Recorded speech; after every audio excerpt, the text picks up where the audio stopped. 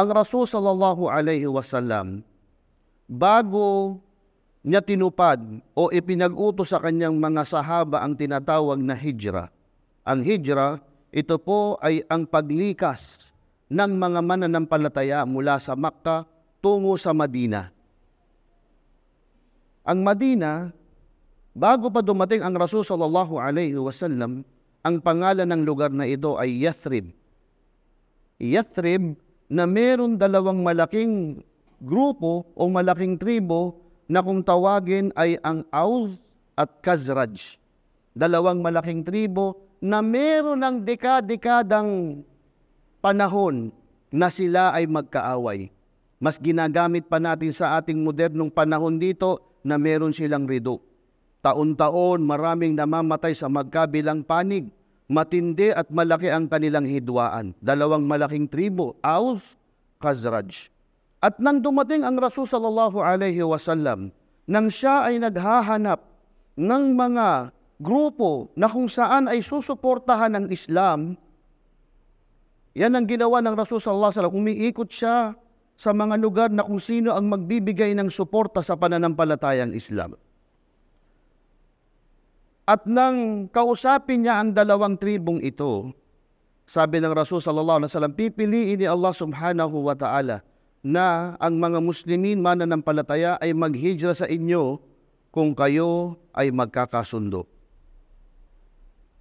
At sa awa at taufik ni Allah subhanahu wa ta'ala ay nagkaisa itong dalawang ito para sa pananampalatayang Islam.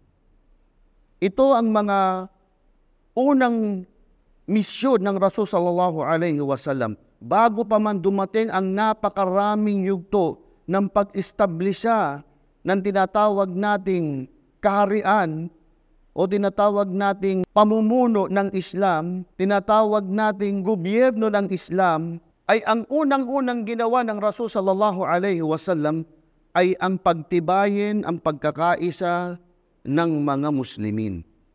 Kung kayo ay yayakap sa pananampalatayang Islam, sabi ng Rasul sallallahu alaihi wasallam, ang unang dapat gagawin natin ay magkaroon tayo ng pagkakaisa. Kaya nga naman binaba ang aya ng Quran, sabi ni Allah subhanahu wa ta'ala, wa'tasimu bihablillahi jami'an wa la tafarraqu. Sabi ni Allah subhanahu wa ta'ala, wa'tasimu, kumapit kayo sa lubid ni Allah subhanahu wa ta'ala. Tafsir ng mga ulama, ang lubid na ito ay ang Islam. Wala taparraku, at huwag kayong maghiwa-hiwalay. Alalahanin nyo, sabi sa pagpapatuloy ng Quran, id kuntum aada, dati kayong magkakaaway, ang Aus sa Khazraj, dati kayong magkakaaway, dati kayong nagdidigmaan ng dekada-dekada, fa'allafa bayna qulubikum, at pinagbigkis ni Allah subhanahu wa ta'ala ang inyong mga puso, fa'asbahtum bini'matihi ikhwanan, at dahil sa biyaya ni Allah subhanahu wa ta'ala, kayo ay naging magkakapatid sa pananampalatayang Islam. Kaya napakahalaga mga magulang at mga kapatid sa pananampalatayang Islam, na makakuha tayo ng aral mula sa banal na Quran at mula sa sira ng Rasul sallallahu alaihi wasallam, na napakahalagang pagtibayin natin bago pa man ang napakaraming mga gawain upang lumakas ang ating ummah.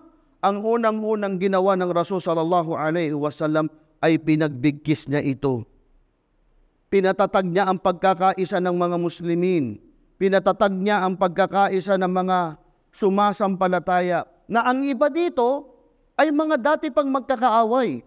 At ang kagandahan nito, etong Aus sa Khazraj, nung sila'y nagkaisa, sila ang tinawag na mga Ansar. Ang Ansar, ang ibig sabihin ng Ansar ay ang nagbibigay ng tulong. Inihanda sila sa pagdating ng mga Muhajirun. Ang mga Muhajirun, sila naman yung mga pinersecute sa Makkah na inutusan na maghijra papunta sa Madina. Ngayon, ang Yathrib, dumating na ang Rasul sallallahu alaihi wasallam, nagkaisa na ang mga tribo dito at tinawag na siya na Madinatun Nabi sallallahu alaihi wasallam. Tinawag na siya na syudad ng Rasulullah sallallahu alaihi wasallam. At naging matatag ang mga Ansar dito. Lahat ng mga dating mga na magkakaaway, mga tribong nagdidigmaan, naging magkaisa sila. at nahanda na nilang tanggapin ang mga maghihijra sa kanila, ang mga muhajirun. Kaya't ang mga sahaba, hinahati natin sa dalawang pangkat, ang tinatawag na ansar at muhajirun, na ilang beses na sila'y pinuri ni Allah subhanahu wa ta'ala sa Quran dahil sa kanilang lakas ng bigkis ng kanilang pagkakapatiran. Dito rin sinabi ng Rasul sallallahu alaihi wasallam na la yu'minu ahadukum hatta yuhibba li akhihi ma yuhibba li nafsihi. Walang tunay na sumasampalataya sa inyo. Sabi sa muhajirun, sabi sa ansar, na walang tunay na sumasampalataya sa inyo hanggat hindi nyo naisin para sa kapwa nyo yung nais nyo sa inyong sarili. At sinabi pa ng Rasul sallallahu alaihi wasallam sa isang hadith, sabi niya, al-mu'minul mu'min kalbunyan. Ang mu'min daw sa kapwa niya Muslim parang isang gusali. Yashudduhum ba'duhum ba'da. Nagsusuportahan sila sa bawat isa. At sabi pa ng Rasul sallallahu alaihi wasallam, yashuddu ba'duhum ba'da wa shabbaka bayna asabihi. At sabi ng Rasul sallallahu alaihi wasallam, para silang dalawang kamay na nagkakapitan, naghahawakan. Ito ang sifa, ito ang unang-unang ginawa ng Rasul sallallahu alaihi wasallam, susi para magtagumpay ang mga Muslimin. Ang ganitong mga aral mula sa banal na Quran, mula sa sira ng Rasul sallallahu alaihi wasallam, ay binabasa nating mga Muslim hindi lamang para maalala natin. Inaalala natin ito para tuparin natin sa ating panahon, na ang unang-unang kailangan nating isipin kung nais natin maging tagumpay ang ating umma ay ang pagkakaisa. Na ngayon nakakalungkot, ang mga Muslimin ay nagkakawatak-watak. Ngayon, kung gusto natin maging tagumpay tayo, tulad na ginawa ng Rasul sallallahu alaihi wasallam, bago pa ang lahat, bago pa inutos ang napakaraming pag-uutos, ang unang ginawa ng Rasul sallallahu alaihi wasallam pagdating niya sa Madina ay maging matatag at magkakaisa ang mga Muslimin. At kapag nagkaroon ng pagkakataon na merong hidwaan, hindi mahirap, hindi ito maiiwasan. Nagkakaroon ng hidwaan ng ansar, ang muhajirun sa pagitan ng mga sahaba. Anong sinabi ng Quran? Sabi ng Quran sa tuwing nagkakaroon ng ganito, innamal mu'minuna ikhwa. Tunay na ang mga Muslim, sila ang magkakapatid. Fa aslihu bayna akhawaykum wattaqullaha la'allakum tattaqun. Na sa tuwing magkakaroon ng hidwaan, ito man pampamilya, ito man pampolitika, ito man ay pangsosyal, kapag nagkakaroon ng hidwaan ng mga Muslimin, sasabihin sa atin ng Quran, alalahan natin, innamal mu'minu ikhwan. Kayo magkakapatid, kayo sa Islam. Kahit na magkakaiba ang inyong pananaw sa politika, magkakaiba ang pananaw nyo pagdating sa inyong mga tribo, sa inyong mga nakaraan, sa kultura, pero kayo ay mananampalataya. Sa tuwing magkakaroon kayo ng hidwaan, fa aslihu bainakum. Dapat ayusin nyo sa pagitan nyo. Kailangan ayusin nyo, hindi masama na merong magkakaiba ng pananaw sa mga bagay-bagay, pero pagdahantong ito sa hidwaan, sabi ng Quran, fa aslihu bainakum. Ayusin nyo kung meron kayong mga hindi pinagkakasunduan. Wattaqullaha, at matakot kayo kay Allah subhanahu wa ta'ala, la'allakum turhamun, at nang sa gayon ay dumating ang awa sa inyo. Gusto nyo dumating sa atin ang awa ni Allah, na kung saan kapag kakampi natin ang awa ni Allah subhanahu wa ta'ala, lahat ng kabutihan ay darating sa atin. Gusto natin mangyari ito?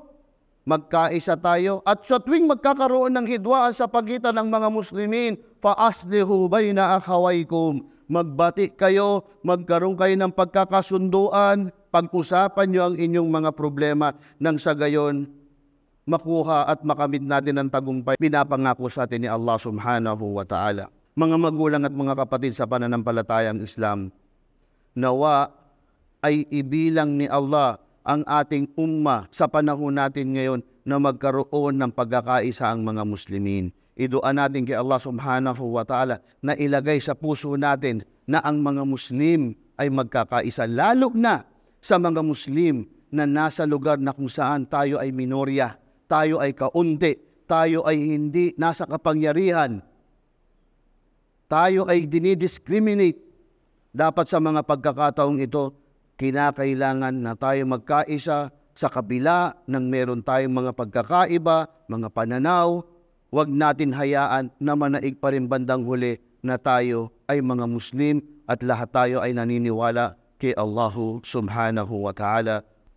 Ang mga Muslim sa pangkaraniwan ay nagkakaisa sila. Mga Muslim ay nagkakaisa. May mga pagkakataon na nagkakaroon ng pagkakawatak-watak, minsan ang nagiging sanhi o kadalasan ay ang pagpasok ng mga hindi mananampalataya para pagsira-sirain ng mga Muslim. Naganap ito sa unang panahon, naganap ito sa panahon ng mga sahaba, naganap ito sa panahon ng mga khalifa, naganap ito sa panahon ng mga muluk, na merong mga hindi mga sumasampalataya na papasok dito at pagwawatak-watakin niya ang mga Muslimin. Ang sabi ni Allah subhanahu wa ta'ala, "La tattakhiduna al-kafirina awliya min dunil mu'minin." Sabi ni Allah subhanahu wa ta'ala, huwag daw natin gagawin awliya. Ang ibig sabihin ng awliya, kakampi, taga-suporta, taga-tangkilik, sino? Al-kafirin, ang mga kuffar. Huwag daw natin sila gagawin na awliya min dunil mu'minin, kung ito ay laban sa kapwa mo Muslim. Huwag daw natin gagawin yun. At sabi ni Allah, وَمَنْ يَفْعَلْ ذَلِكَ, sino man ang gumawa nito, فَلَيْسَ مِنَ اللَّهِ شَيْءٍ. Kumbaga sinasabi, sino man daw ang gumawa ng ganito, na gawin nilang tagatangkilik, kakampi ang mga kuffar laban sa kapwa Muslim, nagsanhi ng pagkakawatak-watak nyo dahil merong isang non-Muslim, may isang kafir na ginawang tagatangkilik tong isang grupo, min dunil mu'minin, laban sa kapwa niya Muslim, wa may yaf'al dalik, sabi sino ang gumawa nito, tinuturing siya ni Allah na parang walang kwentang nilalang. Falaysa minallahi shay illa an tattaku minhum tuqa. Maliban na lamang kung nagawa ng isang Muslim yun, na kumampi siya sa hindi Muslim laban sa kanyang kapwa Muslim dahil sa natatakot siya o tinakot siya. Ibig sabihin, excuse ni Allah yun. Kung ikaw, napilitan ka lang, kumampi sa mga hindi Muslim, kasi tinakot-takot ka, i-excuse ka ni Allah. Pero kapag ikaw, isang Muslim, kumampi sa hindi Muslim, laban sa kapwa mo Muslim, falaysa minallahi shay. Ang turing sa iyo ni Allah ay parang walang kwentang nilalang. Huwag natin hayaan, mga magulang at mga kapatid sa pananampalatayang Islam, sa lahat ng aspeto. Ito man ay sa tribo natin, ito man ay sa ating pamilya, sa usaping politikal, sa usaping relihiyon, na magwawatak-watak ang mga Muslim dahil lamang sa isang hindi mananampalataya. Napakahalaga na malaman ito ng isang Muslim.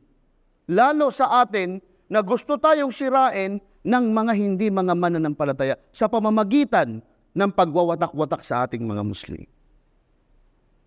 Dapat manaig sa atin bandang huli na kahit na meron tayong pagkakaiba, meron akong pananaw na iba, na hanggang huli mananaig pa rin na tayo'y mga Muslim, tayo ay naniniwala kay Allah, tayo ay sumusunod kay Propeta Muhammad sallallahu alaihi wasallam. At huwag natin pagwawatak-watakin tayo dahil lamang sa mga hindi mananampalataya na gusto tayong sirain, na kapag tayo ay hindi nagkakaisa, mas madali tayong magapi. Ito'y hindi panawagan ng pagiging ekstremismo. Ang ganitong aya ng Quran ay panawagan sa mga Muslim na ma-preserve nila ang kanilang din, na ma-preserve nila ang kanilang unity bilang mga Muslim, sapagkat ang mga Muslim, kapag sila ay nag-unite, sila ay nagkakaisa, na ipapakita nila ang tunay na diwa ng pananampalatayang Islam. Kapag ang Muslim nagkaisa at namuno sa isang lugar, magdiningas ang ganda ng Islam.